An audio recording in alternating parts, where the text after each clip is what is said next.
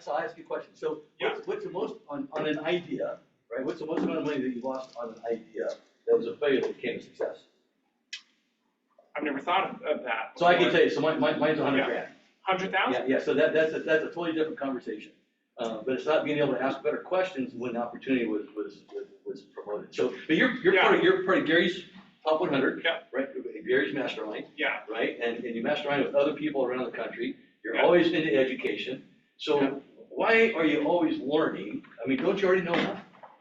I think so. Yeah, I mean, if you know me well enough, I'm pretty hard-headed when it comes to, what I think I know.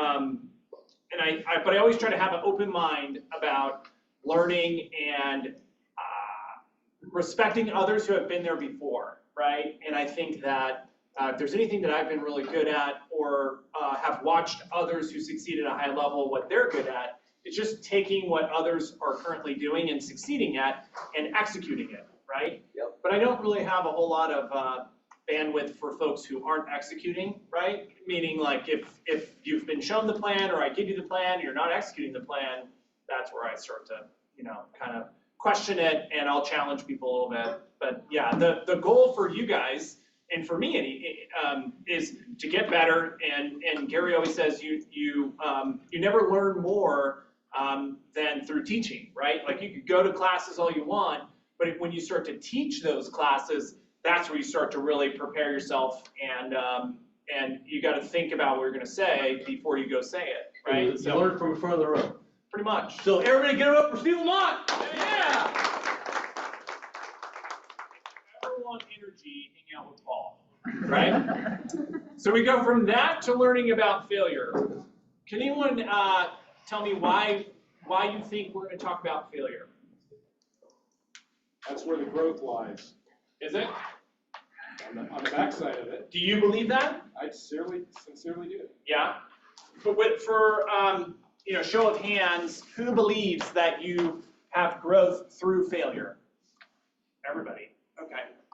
Then why do you think that so many people have challenged like succeeding in life or whatever endeavor that they're wanting to get better at, right? If we all know what the path to success, it could be diet, working out, business. We're all real estate agents here, right? So we're all wanting to grow our incomes and grow our business. Why is it that so few people actually have the success that they want, right? Someone want to throw it out? Fear. Fear?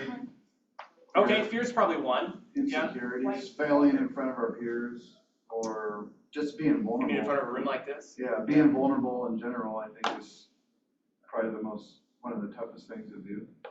True that. I mean, that's true. I think a lot of people have challenge with that. But in our businesses, we're kind of alone, right? Very few people know what we're doing, right? So, I mean, I'd kind of spin that and I would say we are fearful of failing to ourselves, not to everyone else, right? It's because we can hide failure in our businesses because no one else knows about it, right? I mean, I guess you get put on a board every week if you close a deal or not, but no one knows if you're there or not, right? So I think a lot of this comes down to like an internal commitment to ourselves, right? And especially in this business, a very lonely business, right? Like we're by ourselves, we're individuals in our careers or whatnot. No one knows if we did the work or not, really, except ourselves, right? And it's super easy to have a day where we slack off or have a day where we don't hit our goal, or if we said we were going to do something and then we fall short of that, right? Nothing irks me more than saying I'm going to hit 15 contacts and hitting 12, right? I feel like I've just gotten good at, if I hit 12 in one day, tomorrow I'm going to hit 17. And I'm not going to stop until I hit 17. Where a lot of people have challenges, or they say they're going to hit 15 contacts, right? And they get 10 one day. Then the next day they say I'm going to do 20 because I only got 10, and then they do 10 again. And then the next day they say, oh, I'm going to do 20, and then they do 10 again. And then they just become conditioned that not executing a goal is okay, right? And so I would argue that if everyone knows what to do, I think we're all clear on like what gets us to the level of success that we want? Because everyone's level is totally different. But I would say in real estate, I've hired enough and talked to enough agents, they all say the same thing. Can you guess what the income number is to someone who's new in the business that they say they want to make, what's their goal? 100K, right? Like 6 figures. Everyone says the same thing. I want to make 100K, and everyone said I'd be great at real estate because I love houses, and everyone says I'd be really good at it because, I'm good at talking to people, and I love open houses, and we just, I look at them for fun, right? And so, if everyone kind of has that goal of hitting 6 figures, there's very few agents that hit that 6-figure mark. If you really look at the MLS, there's very few people that do it. But the ones who do it would probably look and say, man, it's so easy to get 6 figures if you just do the work, right? So there's I've worked for, 14 years now trying to figure out what is the secret sauce that will make someone successful in their endeavors versus someone who's gonna quit and or be okay with mediocrity and or not succeeding, right? And I try to be very gentle with that because my goals are probably unrealistic for someone whose goals are different than mine, right? They might look at me and say, man, you're a workaholic, and man, you work a lot, and I could not deal with that level of stress. My goal is not to share with you what my goals are. My goal is to share with you what is that internal core principle you can come up with that will help you hit whatever your goal is, right? I don't care if it's 2 homes a year or 1,000 homes a year. The principles are going to help you. And I've always known, if you hang out with Gary Keller long enough, a good example of this is like if you're being coached by Gary. I know some folks that are personally coached by Gary. They meet him weekly. If you show up to Gary Keller's meeting 101 and you made a commitment, the week before, you're like, yeah, I'm going to get my P&L right. I'm going to make 20 recruiting appointments or whatever. And you make these commitments to Gary and you show up to the meeting and you've prepared what your results were. And you show up and you have not fully prepared what you did in that week, Gary won't meet with you. He'll ask, okay, show me the results, right? You show up to that meeting with what you achieved. If you don't have that ready, you don't meet, right? And if you don't achieve what you set out to achieve, the meeting goes no further, right? He asks, well, what could you have done differently to make sure that you did what you told me you were going to do? And that's all you talk about. So my coach is coached by Gary personally, and for 6 months, he's been having the same conversation over and over with Gary Keller, which is, how do you achieve the goal of getting the meetings that you said last week that you were going to get? For 6 months, they've talked about the same thing over and over again, right? And you'd wonder, okay, well, what good is that going to do if you're talking about the same thing over and over? Well, Gary knows that he cannot motivate someone to do something, right? No matter what Gary says. You would think just get the coaching call weekly, you'd be motivated enough to execute on your plan, right? He knows his job is to just uncover and help someone self-realize, oh crap, I'm not showing up, I'm not executing what I'm supposed to do. And eventually it will work, right? And so there was a kind of a speaking arrangement that I was at. The guy was actually a pastor, and he kind of told the story of, and it was all relevant to growth, right? And he told the story of how, I don't know what their proper term is, vine makers, people who take care, vintners maybe? Vineyards. Yeah, they're the people who manage high-level vineyards, right? And so he told the story, and we'll kind of click through. He told the story of how vineyards are a great representation of growth and your personal journey, right? And so one of the things that he kind of broke down was every year, after the harvest, right, they go and pick all the grapes. Every year they will destruct those vines, cut off all the new growth, and there's a very specific set of circumstances that those vine makers will look at. On each vine, they cut it back to a specific area. I don't know what it's called. I don't even drink wine, but they cut it back to a certain spot. And the vine tenders, the vine makers, they'll look at all the branches coming off of this stalk, and then they, like the very skilled ones, know which vines or which stalks are the healthiest and which ones aren't. And they will cut every vine off except for the one healthy vine, and this happens over and over again on every single stalk. And the moral here is they're trimming back all of the dead weight, right? And now it's not dead because it produced wine, it produced grapes, but each year they're taking it back to the healthiest version of that stock because next year's production will be higher, the grapes will be better, they'll be stronger, right? And so I thought it was super interesting because the care and like the science behind this is so crazy. It was just, he went very in depth in this, but for our time today, just know they basically chop a whole vineyard down to one stalk, right? Multiplied out by a bunch of trunks, but each trunk or vine or whatever the case may be gets cut back to the very strongest branch. And if they're wrong, that vine, when it grows the following year, will not produce. It either won't produce or won't produce good grapes, and it has potential to kind of, it has a chain of events effect over time if you start cutting the wrong branches, right?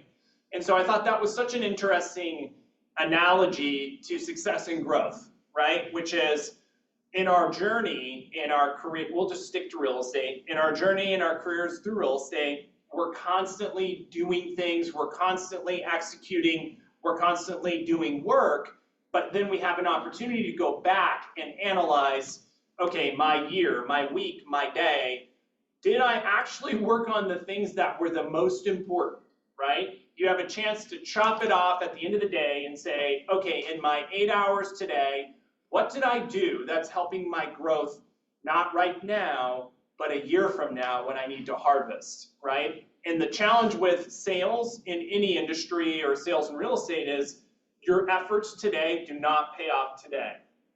They don't even pay off a month from now, right? They're paying off 90, 120, maybe even a year from now, right? The people you speak to today are not going to do business with you right now today. So it's very hard to have that instant gratification.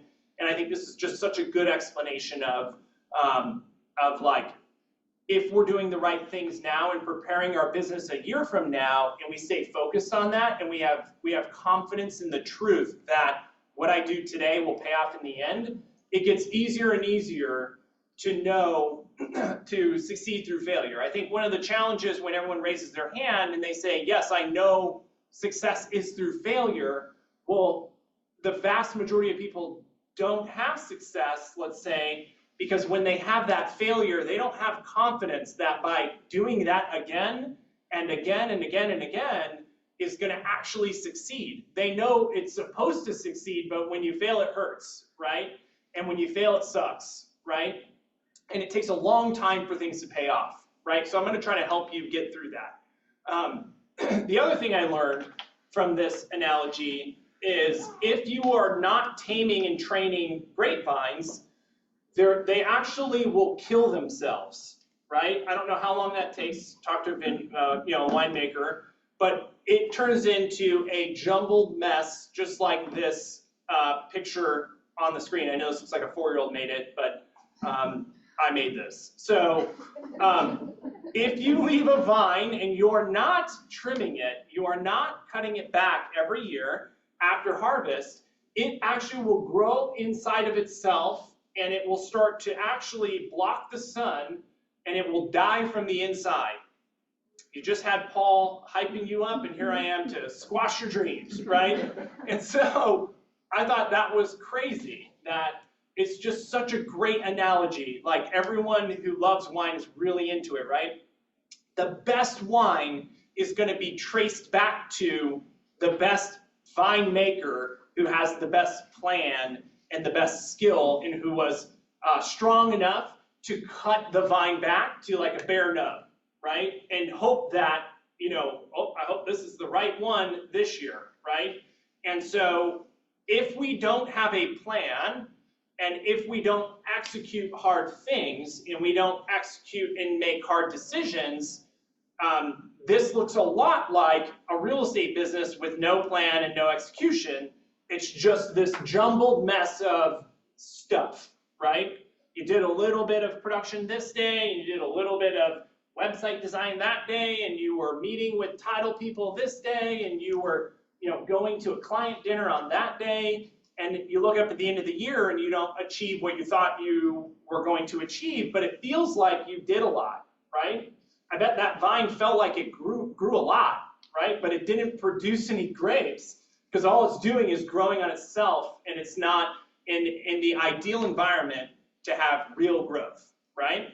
So let's really look at, really think about what can you do daily to have a specific plan that is going to allow you to have long-term growth, right? And always think about,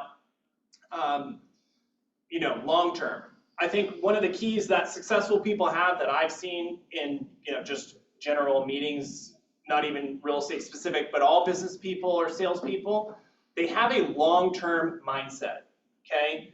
If you can figure out a way to have a long-term mindset, think in 1 to 2 year increments, and have confidence and faith on a plan. Thankfully, we have a plan. It's the Red Book, and if you just execute the Red Book, you will succeed and have a big business, right? What is the 201, what is that, the 210? You just went over it. Yeah, the number of leads. 210 people in command. What's the income for those people that get to that number? 119,000 per year. 119. Okay, cool. All right. Yeah, 100. Simple, right? So simple. Can you put 210 people into your command? Yes. Right? Everyone here probably could do that. Yet, you saw the numbers of how many people have, 20 to 50 contacts in command, right? It's like the vast majority. What's holding them back, right? It's just, they're literally not making a plan to sit down and download their phone and upload it to command, right? It's that simple, right? And they'll fail, they'll try to upload it and it won't work. They need a CSV, XML file and blah, blah, blah. I've been there before. But they find reasons, and this goes a little sciencey, but they find reasons to quit, right? They find reasons why it's not going to work, right? And I was doing some research, this is back a while ago, on, basically I was trying to find out what's the science behind failure, right? I started with how many times does a baby fall before it can walk, right? Because no one trains the baby to walk. There's no model or book for that baby to read, to execute a plan, to walk. They just start walking, right? And there's a bunch of different theories on it, but it's in the hundreds of thousands of times. A baby will try to walk and fall and try to walk and stagger, and it takes them a good 6 months of trying to walk fully, confidently, and have a good smooth gait, right? And so there's a spectrum of things that we go through in terms of failure and or success, and I think it's really important to know what those things are. So let's call it the blameworthy side of people cannot succeed at something, right? The first thing is called deviance.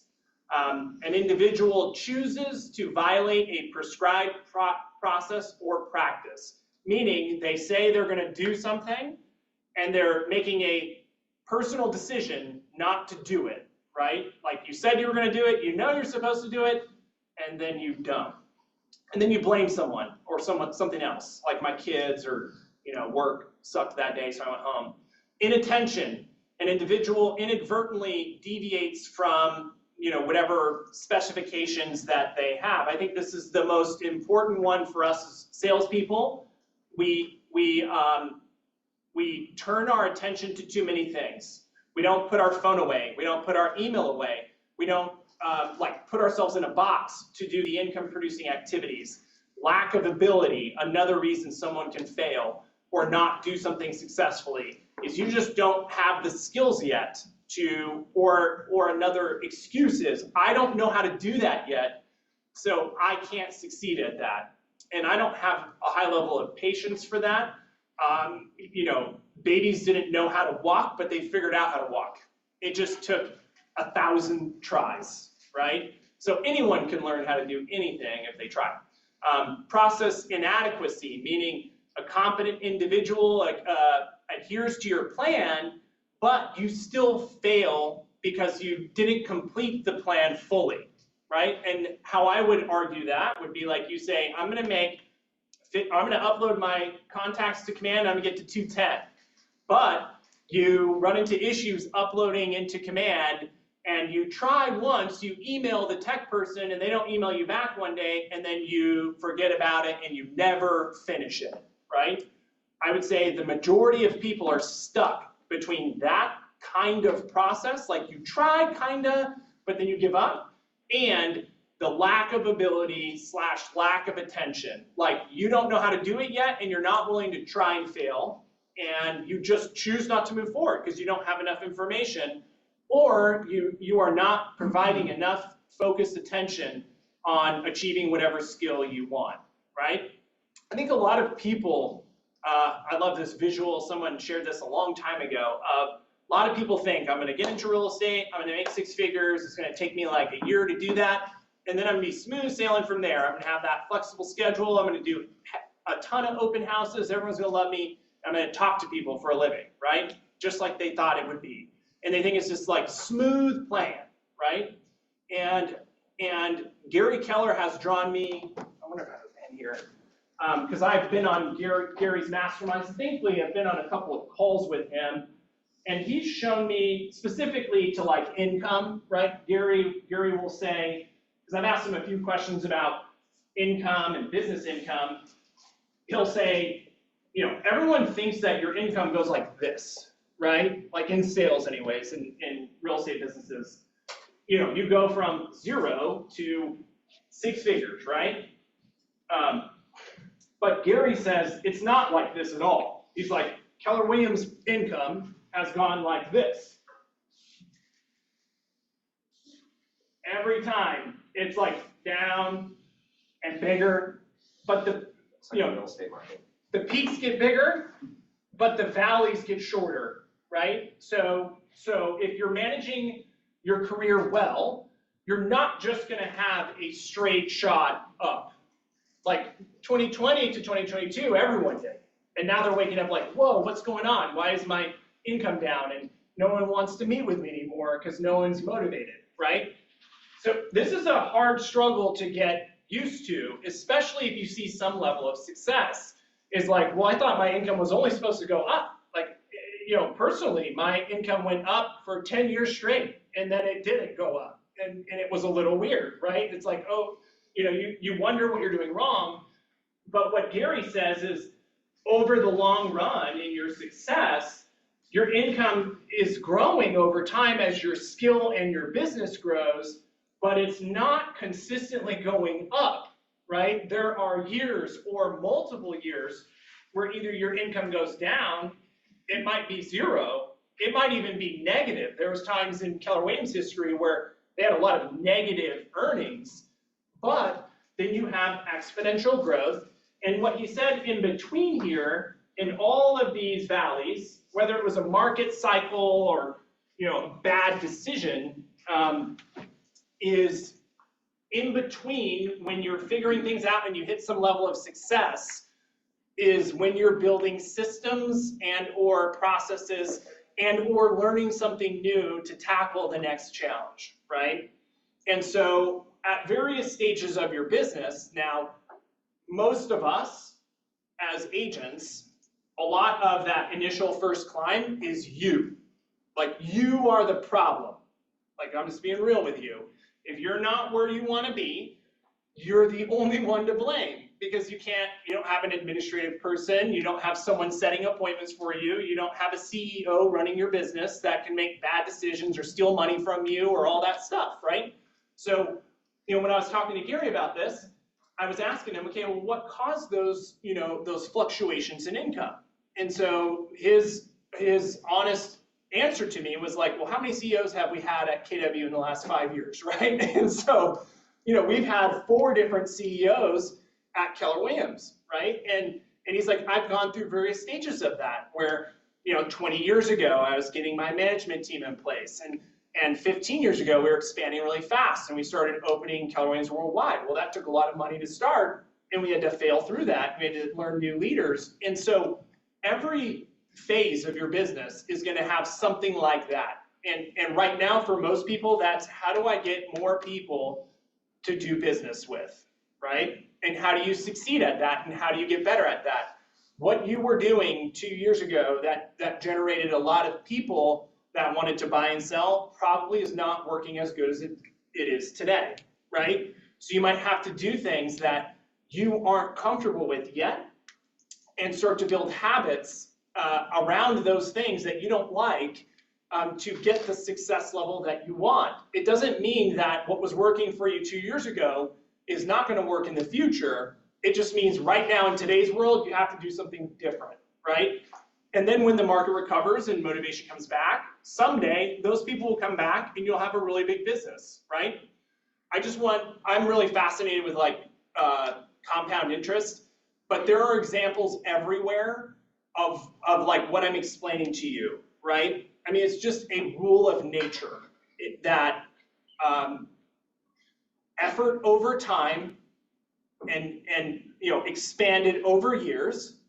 If you're putting forth the correct amount of effort, input, let's say, over time, it exponentially compounds. So even if I could guarantee everyone in this room will hit 6 figures of income if you make 15 contacts a day, every day, without making one of the excuses on the charts I showed you 2 slides ago.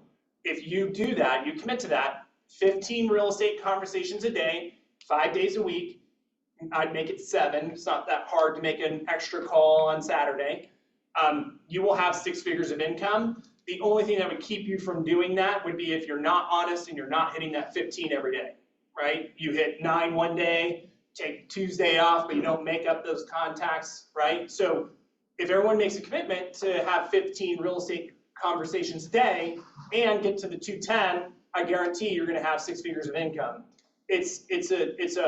And then the cool part is, if you keep that up, your exponential growth will look like this.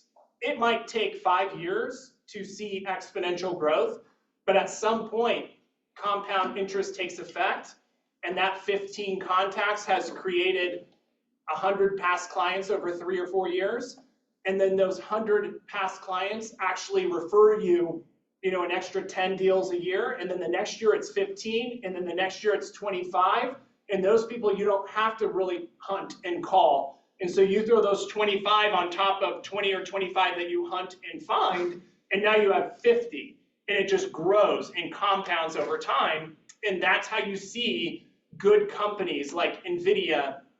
That company has always made a lot of money, but NVIDIA has had exponential growth over the last 2 or 3 years, right? Like 800%. And, there's a few factors that had to happen for that to happen for NVIDIA, but they had a common goal like 10 years ago that they were going to make the best GPUs to have the most computing power, and a lot of it was focused around AI.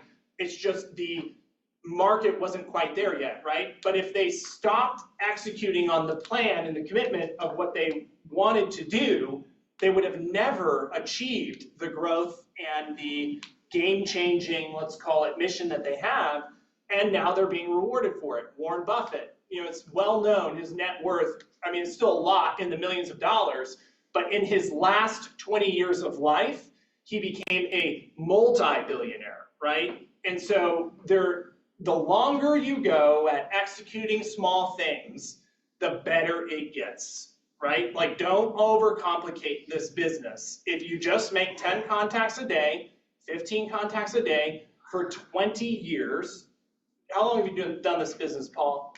30 years. On average, how many contacts do you think you make a day? About 11. 11. Okay. Do you think you'll ever go out of business? I won't ever stop making contacts. Some days I make 20. There you go, right? What would be the only thing that takes you out of the business? Which, by now you could probably stop calling people and still forever retire, but, is that the only thing that can take you out of this business? Is if you stop making those calls? Would that take me out of the business? Probably my health would take me out of the business. There you go. You can't show up to appointments. Right. You yeah, can't drive your my team. mobility, right. But if I can show up, I'll outwork anybody. Yeah, and you've probably hit equilibrium of where your database is big enough where it is compounding on itself on its own, right? You still have to like feed it, but right. it's we have to return calls. Yes, return calls. There you go. Be present. Yes. So I think that time period comes after 5 years. If you're running a hard plan, a good plan, the MREA plan, after 5 years, you have reached that level where you have enough past clients, enough leads, enough business, and you're skilled enough where people start calling you, and like I wouldn't stop, but you could probably stop hustling as hard as you are now, feeding that database, and you will continue to see income growth in perpetuity as long as you work that plan well. I always look at Elon Musk companies because that guy just burns cash solving big problems. But you look at SpaceX was an idea. They, even before 2006, there was like a 4 or 5 year run rate where he was just like building everything and didn't launch a single rocket, right? And only now today are they getting to the point where they're actually getting paid to launch things up in space, right? But that's a long time of like working until you see payoff.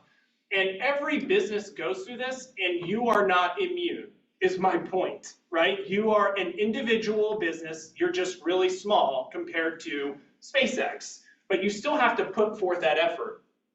All right, I'm just gonna run through this because this is all the good part of, I tried to think of what's the easiest way to put this into action, okay?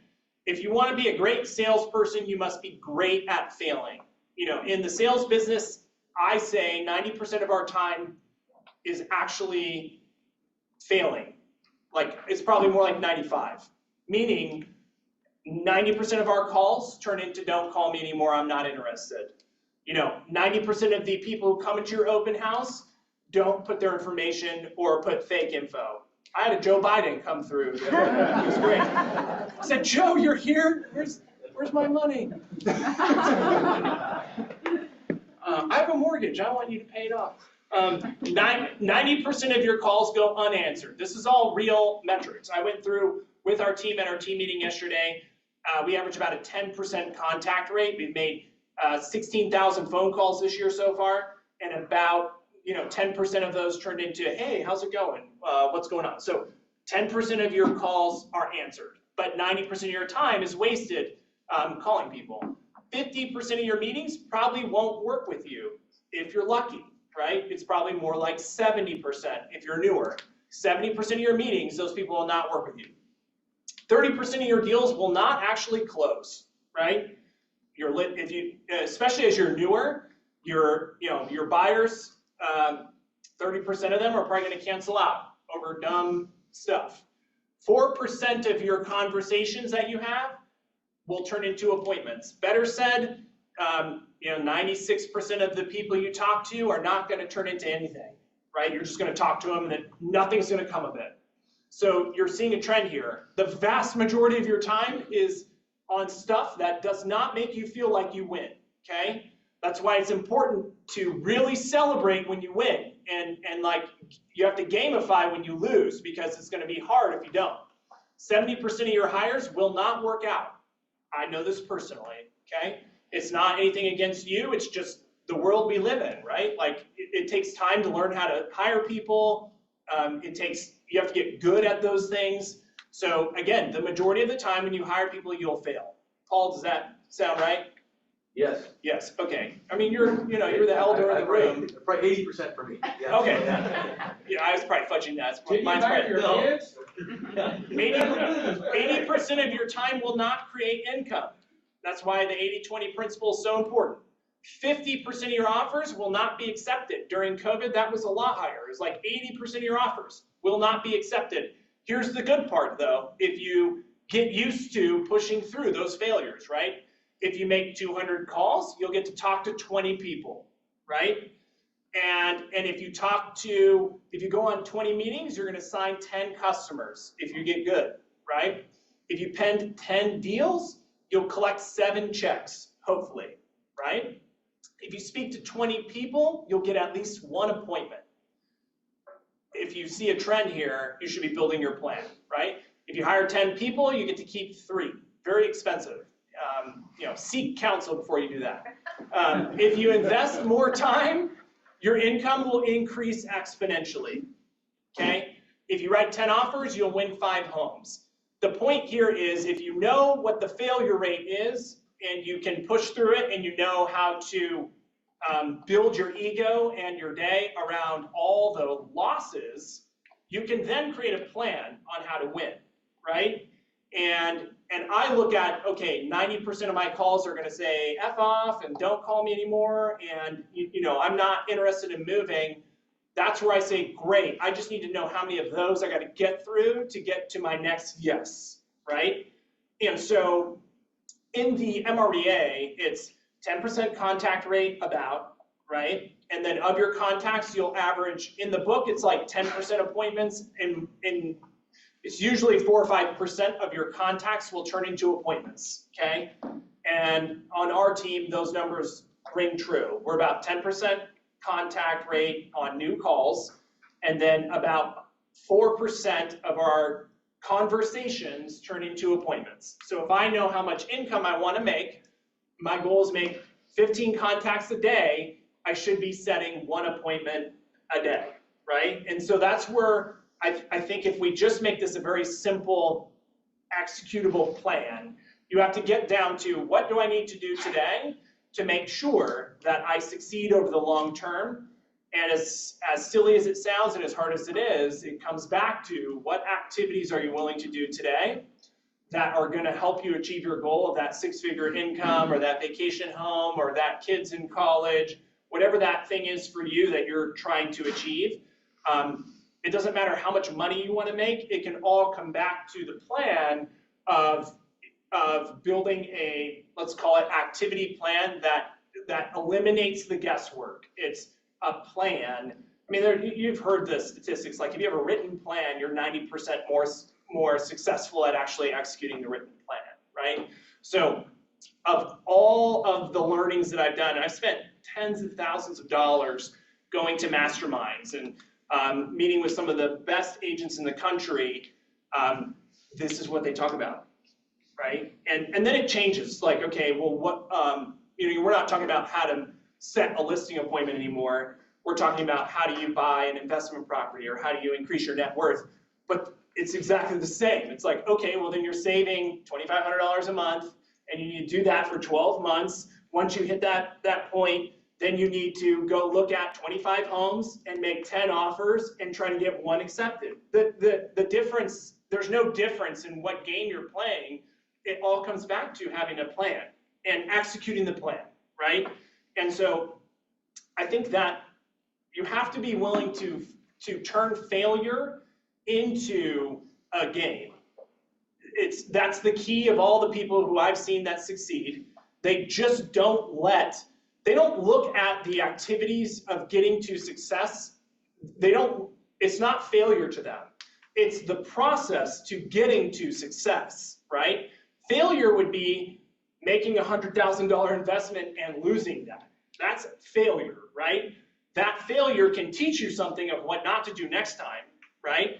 But the activities of your job to get you to success is just part of the process, right? It's all building character, and it's the only path through. Sometimes it's gonna be harder, sometimes it's gonna be easier. But if you just bank on a clear plan and execute that plan, it takes all the emotion out of that let's call it game. All right, it's 12:10. We're at 10 minutes. So how do you know when to say no to something? I try to say no to more things than yes. Okay. How do I know? Yeah. So how do you know when to say no to something? I would argue. I mean, I kind of oversimplify it. Am I where I need to be in terms of the money I'm making right now? And does this help me get that? Right? I always go back to consistent sales and money. Like, can you pay your bills? Can you support your family? And if you don't have that, you say no to everything else, right? And then once you have that, you can afford to say yes to certain things, I would make sure that I'm on track for my goal currently to keep my, income flowing and, the things I have to take care of. And if I haven't hit those standards, let's say, then I say no to everything else. Yeah. Thanks, Steve. Yeah, I mean, I would say that I cancel half, and this came from Ben Kinney. He tries to cancel half of the appointments in his calendar every day, like in every week. So I'll go through my calendar and see, listing appointments, buyer appointments, meetings with anybody. It doesn't matter. No one's immune to this cancellation.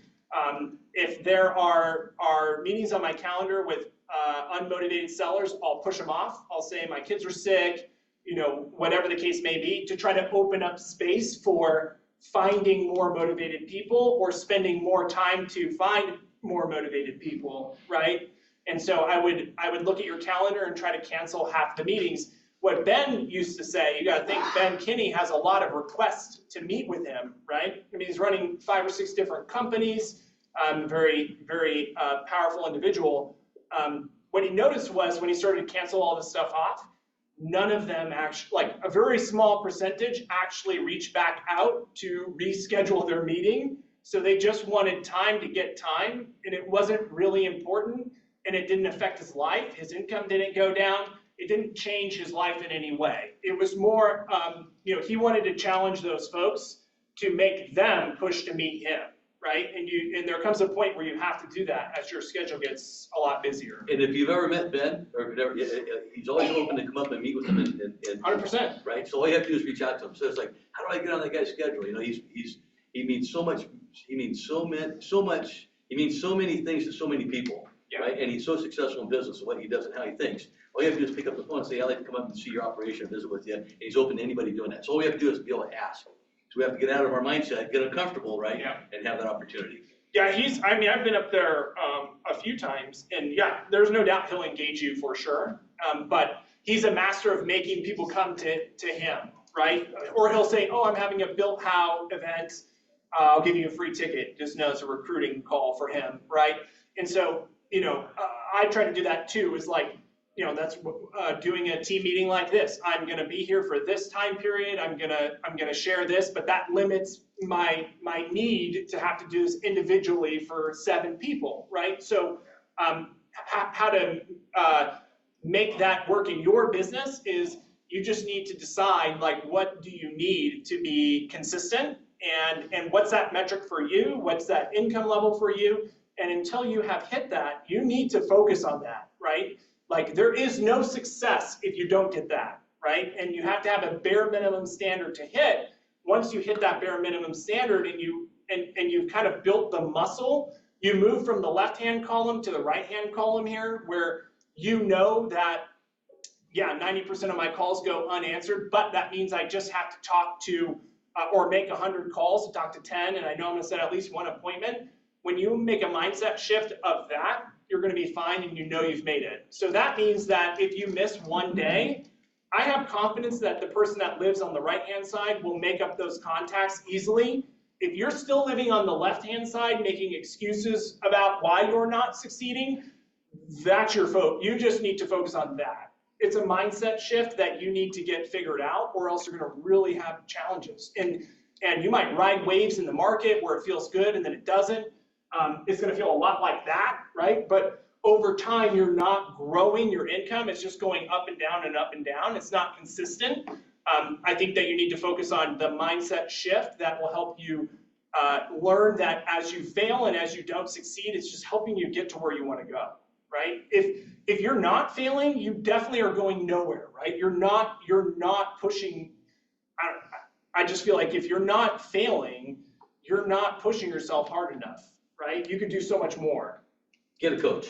Yeah, with that, get a coach too. Well, everybody, great value today. Good luck, Steve.